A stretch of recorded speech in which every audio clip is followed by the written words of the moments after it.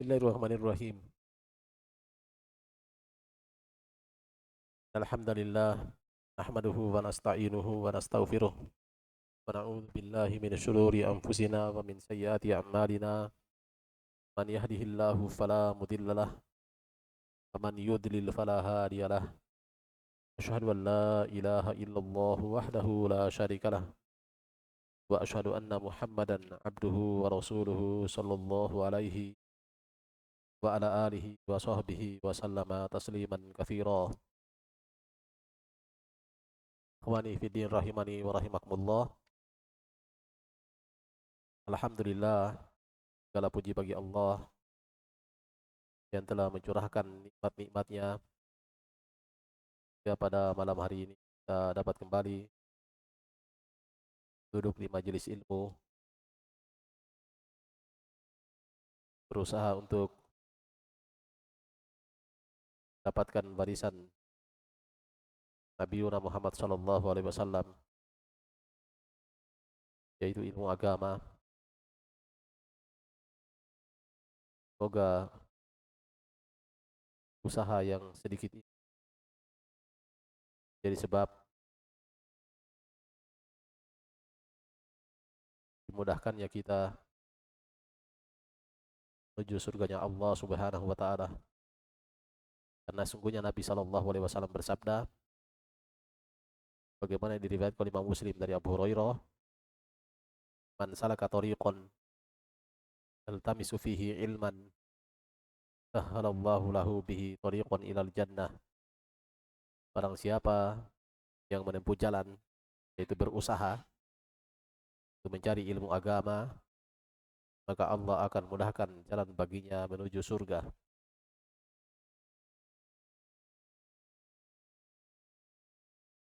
Pada malam hari ini kita lanjutkan pembacaan Sirah Nabawiyah yang kita bacakan dari kitab Al-Bidayah wan Nihayah karya Al-Imam Al-Hafidh Abul Fida Ismail bin Umar Ibni Katsir rahimahullahu ta'ala. Pada pertemuan yang lalu telah kita bacakan hijrahnya para sahabat Nabi ke negeri Habasyah. Nah, dalam rombongan pertama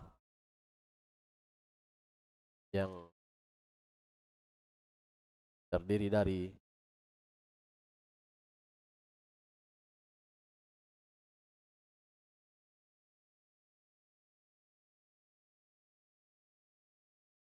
82 orang laki-laki,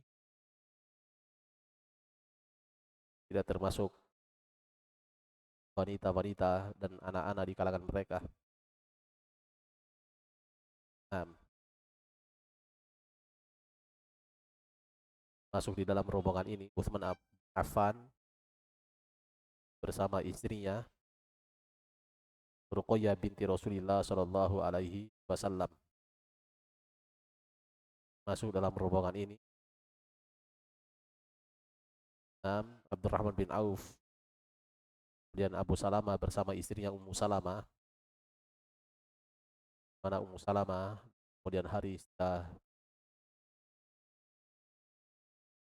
Abu Salamah oleh Nabi sallallahu alaihi wasallam di kota Madinah. Gelombang pertama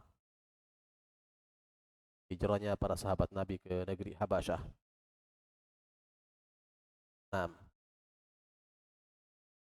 kemudian kita sudah bacakan pula bersatunya kabilah-kabilah Quraisy untuk mengisolasi, memboikot Bani Hashim dan Bani Abdul Muthalib. Bani Hashim dan Bani Abdul Muthalib, Bani Hashim dan Bani Abdul Muthalib yaitu keluarga dekatnya Nabi. Hanya karena mereka mendukung Nabi, baik itu yang muslim di kalangan mereka ataupun yang kafirnya, masih musyrik di kalangan mereka, itu dungi Nabi, maka orang-orang Quraisy bersatu untuk memboikot mereka, isolasi mereka.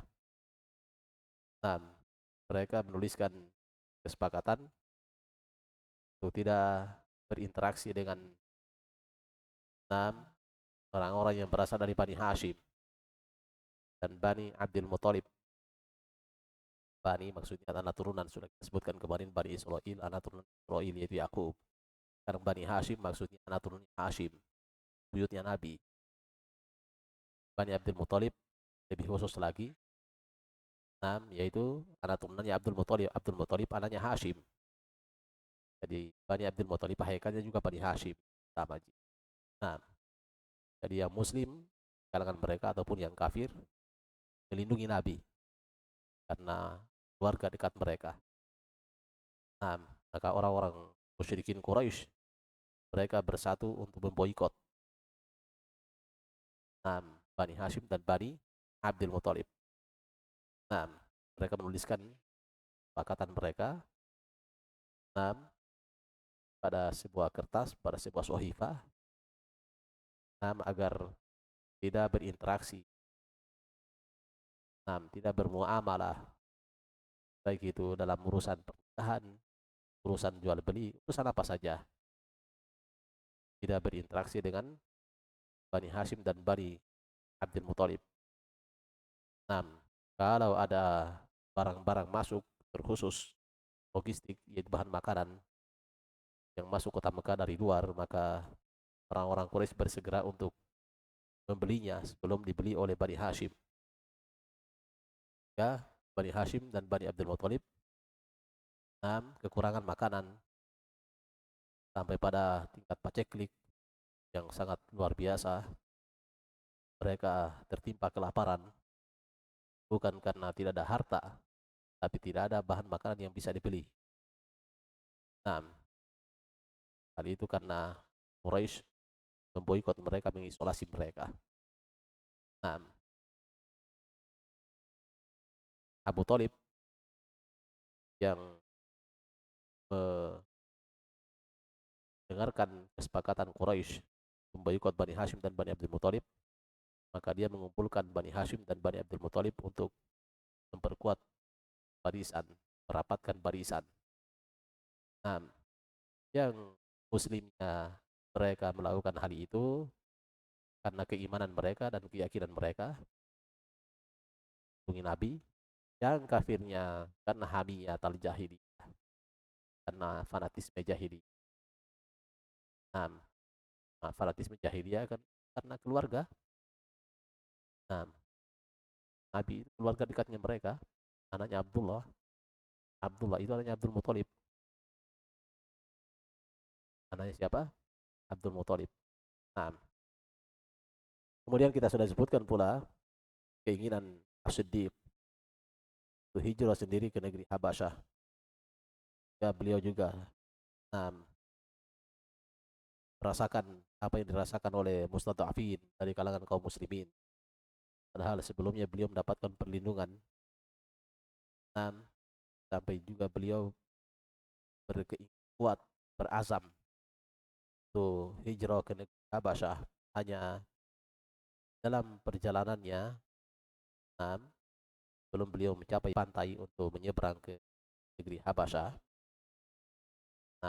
dari Madinah untuk menyeberang ke negeri Habasyah harus melewati Bahrul Ahmar, itu Laut Merah. Laut Merah. Abu Bakar As-Siddiq berjumpa dengan seorang tokoh kota Mekah yang kemudian memberikan jaminan kepada beliau,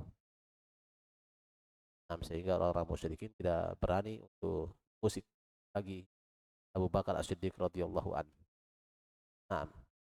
Abu Bakar tidak jadi hijrah ke negeri Habasyah karena perlindungan seorang tokoh musyrikin Quraisy. Wallahu a'lam bishawab. Kemudian berkata Imam Ibnu Katsir rahimallahu taala, qissatu musarraati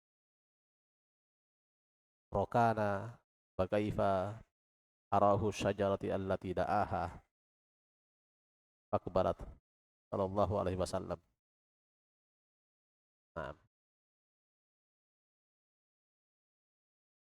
kisah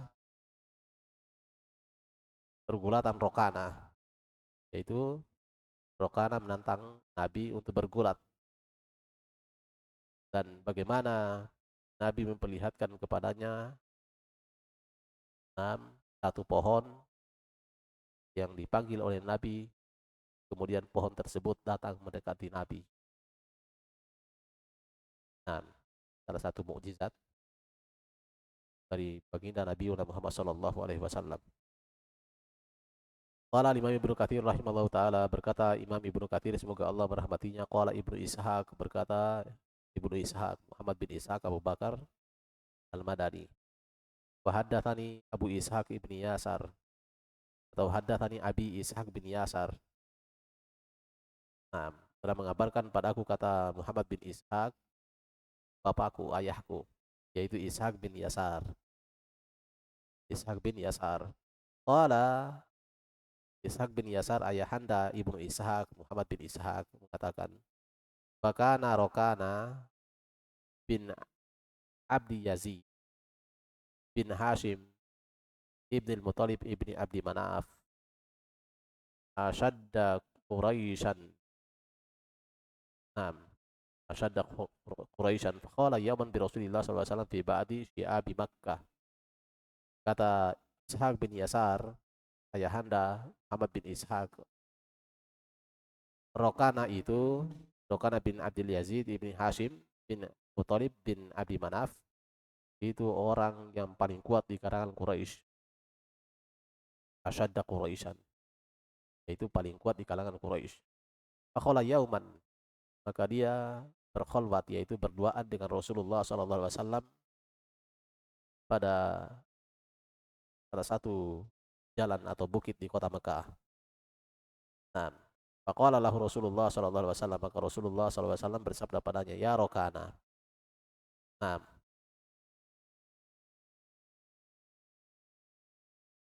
ala tattaqiyallah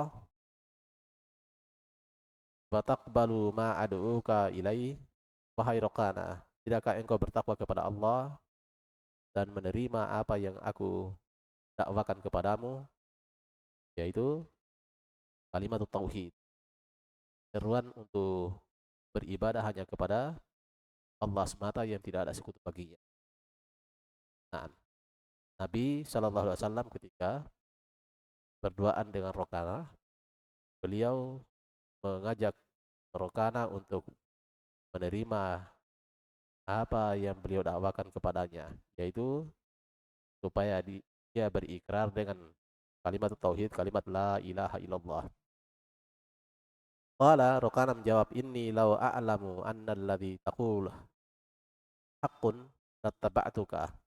Rokana mengatakan, sesungguhnya seandainya aku mengetahui bahwa apa yang kamu katakan itu kebenaran, maka sungguh pasti aku akan mengikuti engkau. Faqala lahu Rasulullah sallallahu alaihi wasallam, "Nam, afara'aita in tara'tuka ata'lam annama aqulu haqqun?" Maka Rasulullah sallallahu alaihi wasallam bersabda padanya, bagaimana dapatmu, kalau aku bergulat denganmu, lalu aku mengalahkan kamu? Apakah kamu tahu bahwasanya apa yang aku katakan itu kebenaran? Dan kalau saya bisa mengalahkan kamu, apakah kamu yakin bahwa apa yang aku katakan adalah kebenaran? Qala na'am. Rokana mengatakan iya.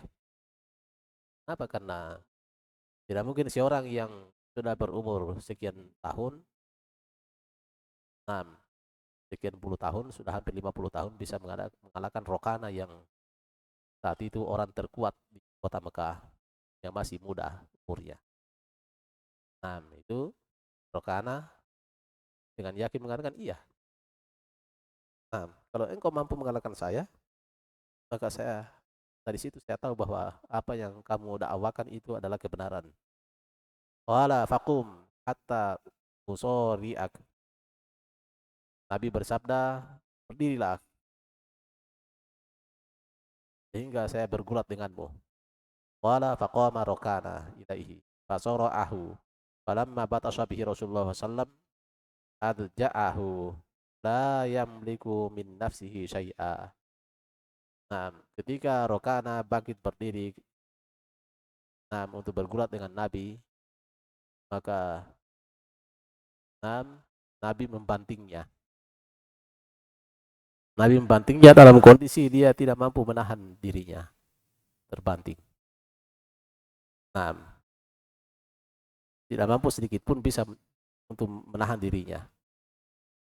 Nah, maqala ya Muhammad. Kemudian Rokana mengatakan, ulangi wahai Muhammad. Nah, dia tidak yakin bahwa dia sudah kalah. Nah, mungkin dia sangka ya cuma kebetulan saja ini. Nah, maka dia mengatakan, ulangi wahai Muhammad. Fa'ada fasara'ahu. Nah, maka Rasulullah kembali bergulat dengan Rokana. Ternyata lagi-lagi Nabi membantingnya. Nah, faqala ya Muhammad wallahi inna hadha lal ajab. Rokana mengatakan, wahai Muhammad, wallahi demi Allah, sesungguhnya ini adalah sesuatu yang aneh. Nah, atas ro'oni, yakni engkau mengalahkan aku dalam gulat. Qala wa ajabun min dzalika in syi'ta an urikahu. Nah, in tattaqiyallah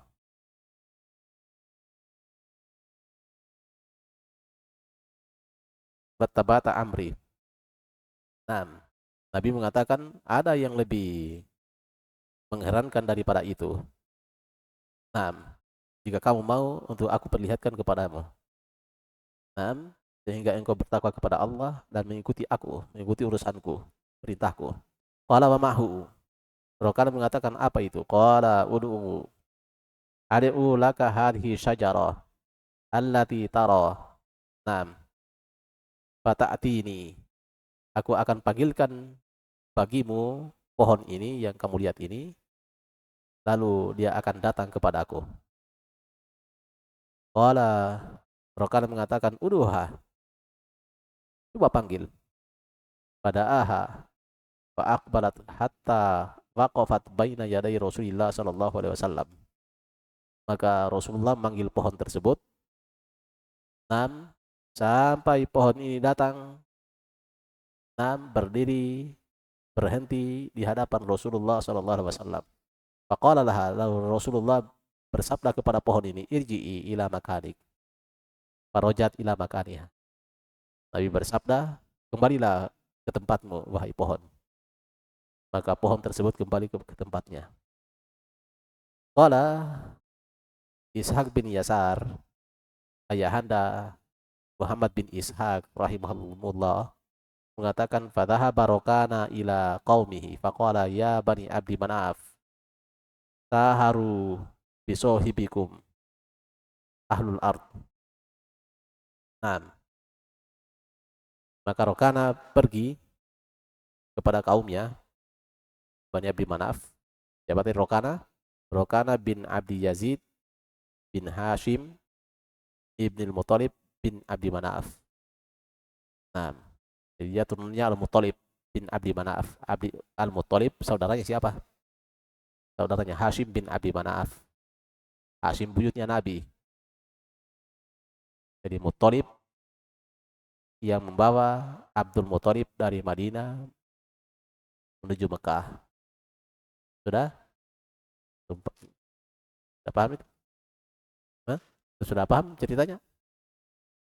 Muttalib itu saudaranya Hashim. Tinggal di negeri Syam. Tahu kalau dia meninggalkan istri yang sedang hamil di kota Madinah. Nah, Muttalib ini.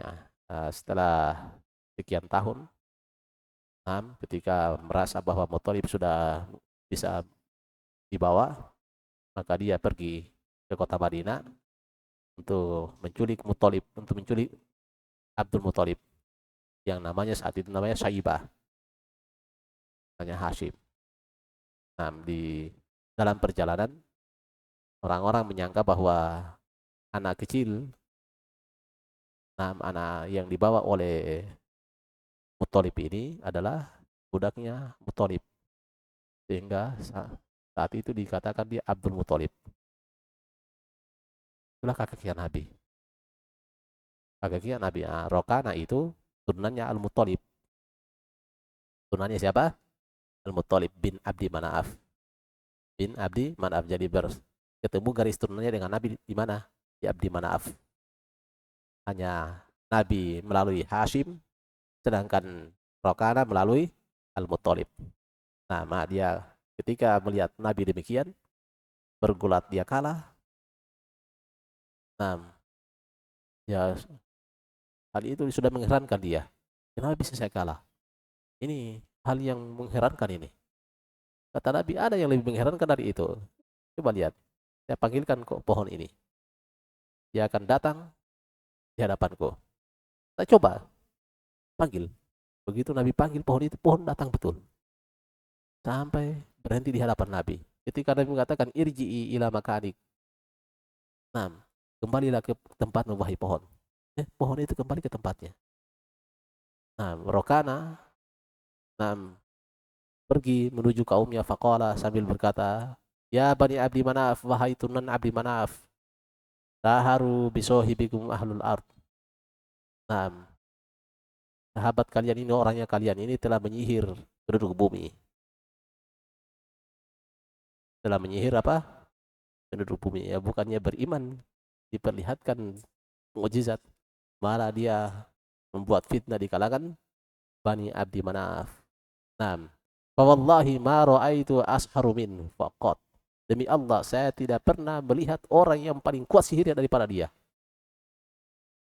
Pohon saja dia bisa panggil. Nah, pohon saja dia bisa panggil. Naam. Jadi Rasulullah Shallallahu Alaihi Wasallam di kalangan musyrikin Quraisy, terkadang beliau dikatakan orang gila, terkadang beliau dikatakan orang tukang sihir, terkadang dibilang dukun, macam-macam. Nah, bagaimana yang sudah kita bacakan tentang masuk Islamnya siapa?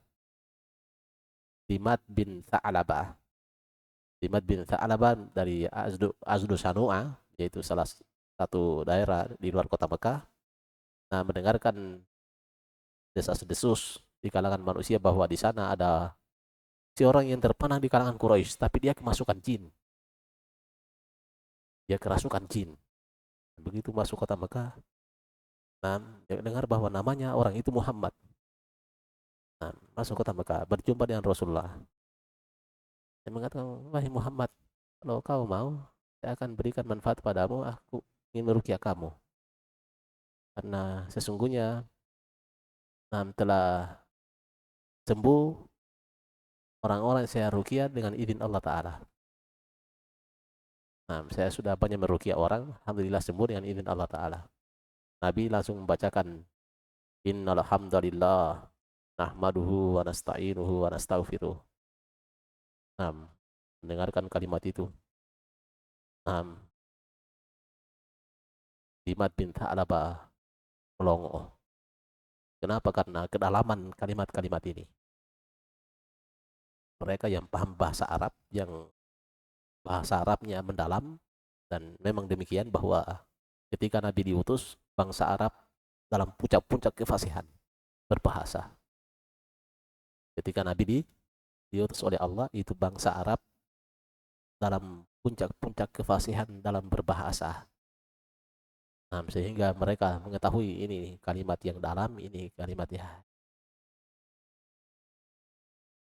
tidak ada artinya kalimat begini.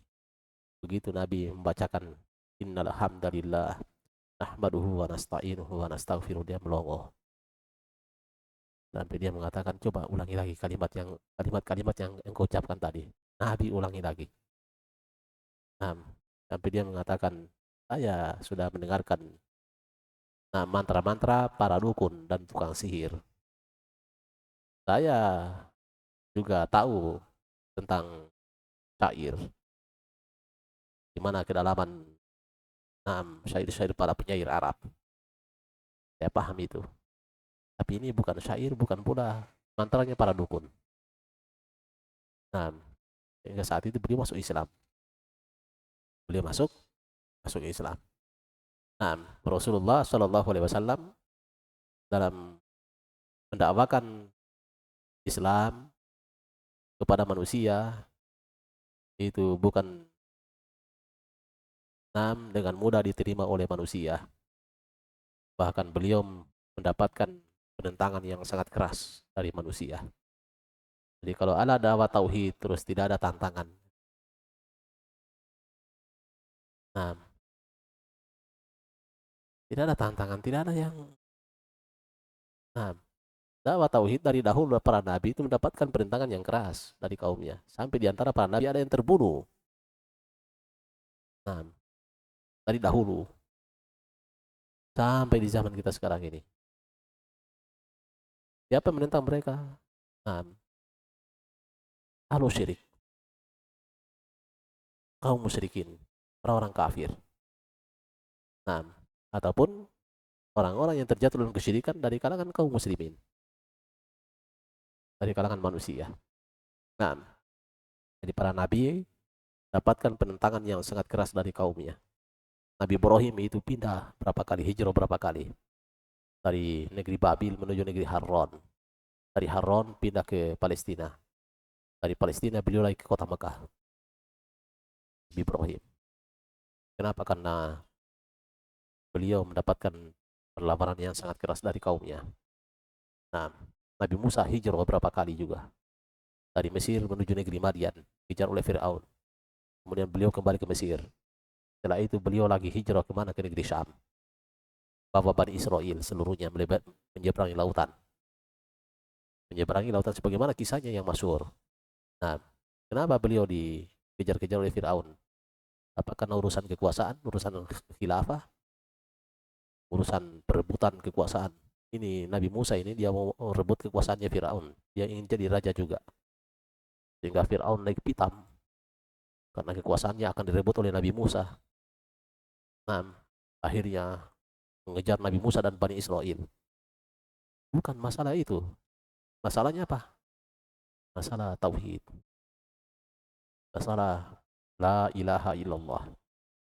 La ilaha illallah. Dakwah tauhid itu selalu mendapatkan penentangan yang keras dari kalangan manusia. Sudah terjadi di kalangan para nabi, terus Nabi Muhammad sallallahu alaihi wasallam. Nah, beliau mendapatkan perlakuan dari kalangan musyrikin, intimidasi dari kalangan musyrikin. Terkadang beliau disebut tukang sihir, terkadang disebut dukun, bahkan terkadang beliau disebut orang gila. Dalam surat As-Saffat Allah Subhanahu wa taala berfirman, "Innahum kanu idza qila lahum la ilaha illallah yastakbirun wa yaqulun a inna la tariku alihatina li syairin majnun." Syairin majnun. Li syairin majnun. Nah, innahum kanu sesungguhnya mereka itu, kaum musyrikin itu, jika dikatakan pada mereka la ilaha illallah, yaitu mereka diajak untuk berikrar dengan kalimat la ilaha illallah, yastakbirun, mereka menyombongkan diri, menolak, bahkan di antara mereka tutup telinga. Bagaimana yang terjadi pada Nabi Nuh alaihi salatu wasallam. Nah, saking tidak mau dengarnya. Nah, ja'alu asobihum fi adanihim, menjadikan jari-jari telunjuk mereka di mana? Di telinga mereka. Sampai Nuh berteriak-teriak mengajak mereka kepada tauhid, mereka tidak dengar sama sekali. Kan penentangan yang sangat luar biasa, pembangkangan yang sangat luar biasa kepada Nabi. Nah, innahum kanu idza qila lahum la ilaha illallah yastakbirun, mereka menyombongkan diri. Tidak mau mengucapkan la ilaha illallah, menolak. Nah, wa yaqulun, mereka mengatakan a inna la tariku alihatana li syai'in majnun. Nah, apakah kami akan meninggalkan sesembahan-sesembahan kami karena seorang penyair yang gila?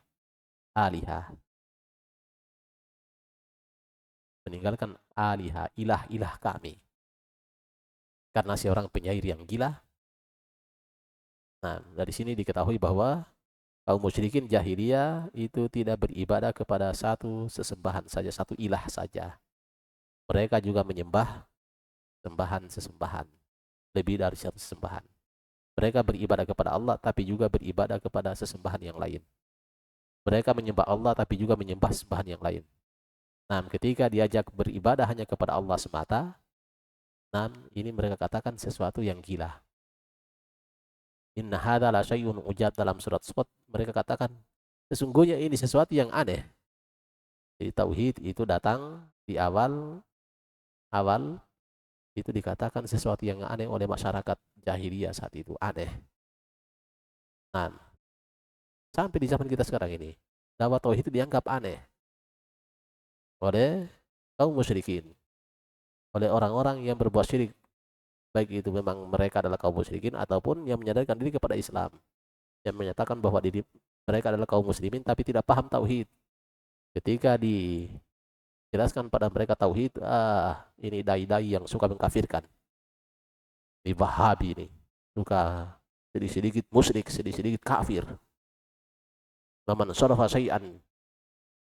Nah, maman syarafa syai'an li ghairillah fahuwa musyrikun kafir, kata Syekh Muhammad bin Abdul Wahhab. Barang siapa yang memalingkan ibadah, sedikit ibadah kepada selain Allah, maka dia musyrik lagi kafir. Memang Wahabi. Musyrik kafir, musyrik kafir. Kalau tidak musyrik kafir, bid'ah, bid'ah, bid'ah, bid'ah. Nah, saking jengkelnya mereka terhadap dakwah tauhid, dakwah sunnah. Dakwah sunnah. Kenapa? Karena mereka dihujat oleh Al-Quran dan sunnah.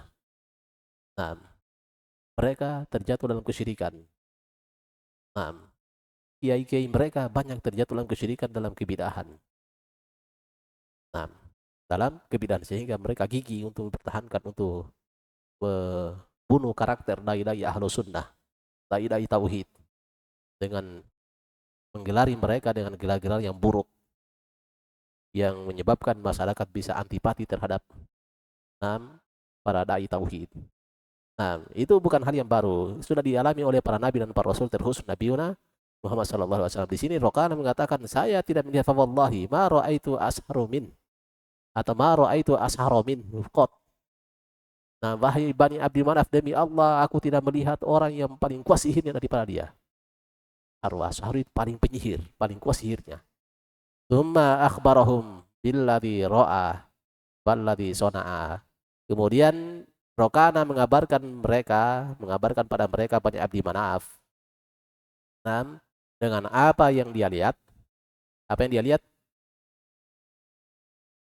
Muhammad, Nabi Shallallahu Alaihi Wasallam memanggil pohon dan pohon itu datang.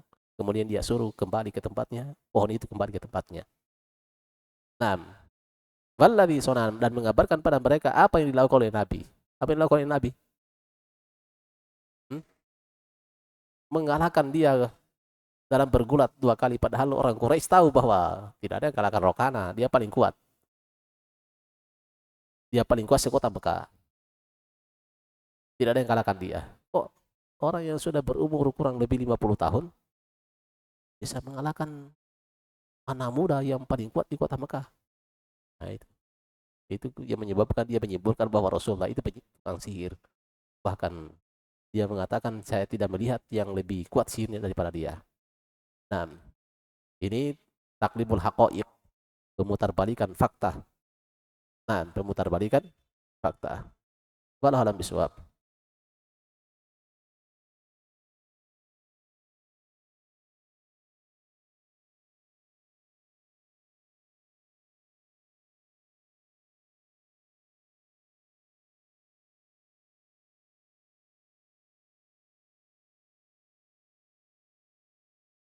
Dan kita lanjutkan pertemuan berikutnya. Mudah-mudahan bermanfaat apa yang telah kita bacakan. Al-haqqu min rabbik fala takunanna minal mumtarin. Dalam surat Al-Baqarah Allah berfirman, kebenaran itu datangnya dari Rabbmu wahai Muhammad, maka jangan sekali-sekali kamu tergolong orang-orang yang bimbang, yang ragu. Nah, dakwah tauhid itu dakwatullah, dakwah Allah Subhanahu wa taala. Dakwah sunnah itu dakwah Allah Subhanahu wa taala. Maka hendaknya para dai ahlu sunnah untuk tidak gentar menghadapi para penyeru-penyeru kesyirikan, penyeru-penyeru kebid'ahan. Nah, dan hendaknya bersemangat Nah, tidak kalah semangat dengan para penyuruh kesyirikan dan kebidahan. Kalau para penyuruh kesyirikan mereka dengan giginya menyebarkan kesyirikan mereka, para penyuruh bid'ah, nah, itu dengan gigihnya menyebarkan bid'ah mereka, fikroh mereka yang menyimpang dari Shirathul Mustaqim. Maka ahlu sunnah seharusnya lebih bersemangat, lebih gigih di dalam memperjuangkan tauhidullah subhanahu wa ta'ala, sunnah Rasulullah sallallahu alaihi wasallam. Kalau alam bisawab subhanakallah rabbana bihamdika asyhadu an la ilaha illa anta astaghfiruka wa atubu ilaik. Fadhalu barakallahu fikum.